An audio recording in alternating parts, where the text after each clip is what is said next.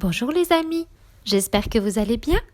Alors je sais que c'est pas toujours très drôle de rester à la maison, mais on pense très très fort à vous.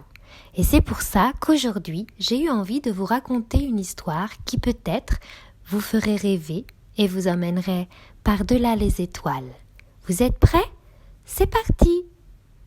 Il était une fois, il y a bien longtemps, un pauvre pêcheur qui s'appelait Wang.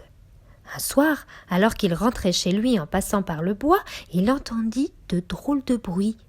Il écarta les buissons et là, il trouva une toute petite ours qui gémissait au fond d'un piège. Il se coucha à plat ventre et la hissa hors du trou, tout doucement pour ne pas lui faire mal. La petite bête tremblait de peur. Wang la prit dans ses bras pour la caresser.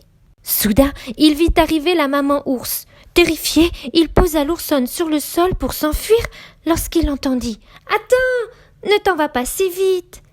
Le jeune pêcheur s'arrêta et se retourna stupéfait. « Je m'appelle Brune. Je suis la maman de la petite douce que tu viens de sauver. Pour te remercier, fais un vœu et je l'exaucerai. » Wang était si étonné qu'il n'arrivait pas à articuler. Et puis, cette grosse ours magicienne lui faisait un peu peur.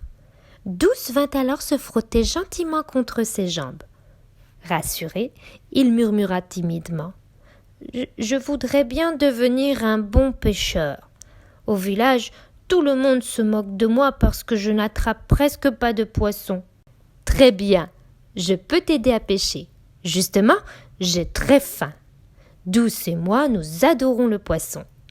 Où est ton bateau? Allons-y tout de suite. D'accord, dit Wang tout heureux.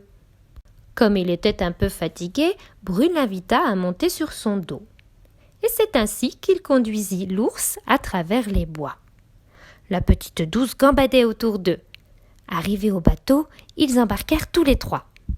Wang hissa la voile, puis il lança son filet dans la mer. Quand il le remonta, il était plein de gros poissons. L'oursonne en croqua quelques-uns. Puis elle mordit une belle sardine entre ses dents et l'offrit à Wang.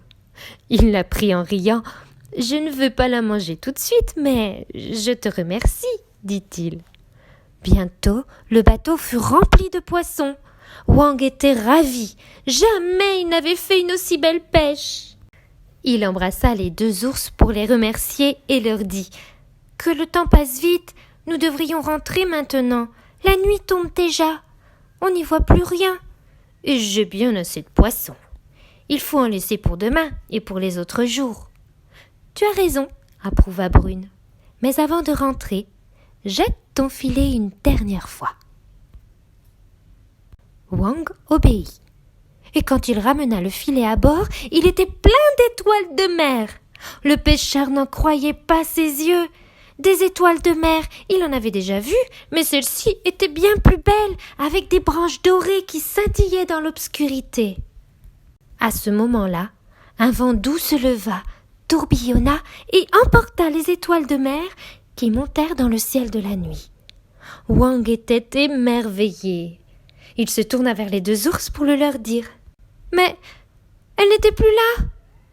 Elles s'envolaient elles aussi, toutes légères dans la brise. Puis il les vit partir très loin, très haut, pour devenir étoiles parmi les étoiles. Autour d'elles dansaient 1000 étincelles. Brune en jeta une poignée au-dessus de la mer pour dessiner un chemin de lumière qui éclaira Wang jusqu'au port. Le pêcheur comprit que ses amis l'aideraient toujours. À partir de ce jour, Wang ne manqua plus jamais de poissons. Il était devenu le meilleur pêcheur du village. Et la nuit, il regardait souvent dans le ciel ses amis, Brune la grande ours et Douce la petite ours. Et cric, et crac, l'histoire est terminée. J'espère qu'elle vous a plu.